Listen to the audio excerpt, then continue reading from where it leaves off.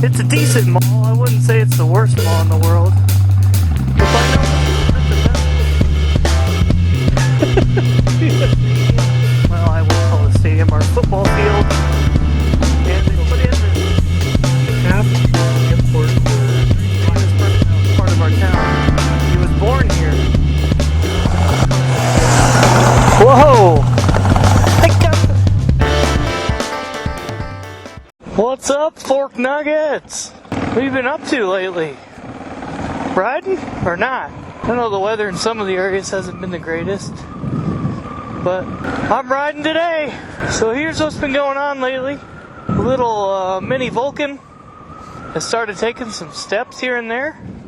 Last night we got him to walk back and forth to mommy and daddy like 8 times, and it was awesome. But he hasn't just taken off, so that's like a good and a bad thing all at the same time. I want him to be like up walking because I'm ready for my fishing buddy. In other news, I got a special assignment at my current work location. So I still don't have my dream job, which I was really close to getting the last time. But this job is pretty darn close. The work itself is like super easy, and the hours are to die for. So it's Monday through Thursday, 10 hours a day. You make your own schedule. Right? Isn't that awesome?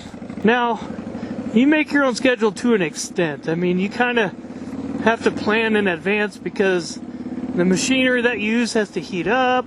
The material that you use has to be put in a dryer and dried for so many hours. But if you can work that out, man, you could easily play the system to your advantage. I already do that. The guy before me would come in at 5:30 and leave at 3:30. I said, oh, why not leave at 3? So I come in at 5 and leave at 3. Can't get better than that. Plus, let's say today, if I needed to show up late to, take kids to school or something weird like that, I can just do it. No big deal. And then I just stay late. Or I can make it up on the Friday that I don't work. Man, the flexibility of this job is second to none. And it's a 2-year assignment, so for the next 2 years, that's my schedule. I can always come in on Fridays if I want and pick up that overtime. Heck, I bet I could play the system and come on a Saturday and get another day of overtime if I wanted to. Now, I don't necessarily want to do that. But I tell you what, 10 hours overtime every week is pretty sweet, if I want it. So yeah, that's what I've been doing lately. I've kind of been trying to get comfortable in position. I already know the job. I trained in it a while back as like the backup dude. And the main guy ended up getting a better job for his future. So he gave me about a week, well, he gave me like 2 weeks notice, but he didn't want to tell the company until he knew for sure what was going on. But he gave me about about 2 weeks notice. Gave the company about a week. So I had about a week of like refresher training just to make sure I knew what the heck I was doing. And then I was on my own. It's been like that for 2 weeks now. Yeah, buddy. Oh, geez. I about killed a bird. So I have a story for you guys. And if my wife knows that I'm telling this story, she's going to kill me. But I'm going to tell it anyway because, you know what? What good is life if you can't have a little laugh and get in trouble every now and then? Know what I mean? Anyway. Oh, I couldn't even tell you when this happened. So a while back, we were just sitting chilling in the living room. Little mini Vulcan was sleeping. So Lady Vulcan and I were sitting in the living room just talking. Lady Vulcan has a little gas. I started laughing because it was loud and it kind of scared me a little bit.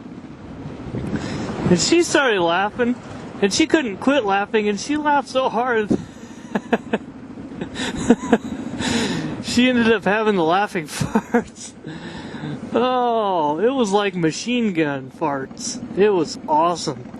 Like I said, she would be fairly upset if I told that story. So I told it anyway, and it's going to go on YouTube's. Well, we're getting ready for the fishing season here. I've been checking out the lakes here lately, and it's looking pretty promising.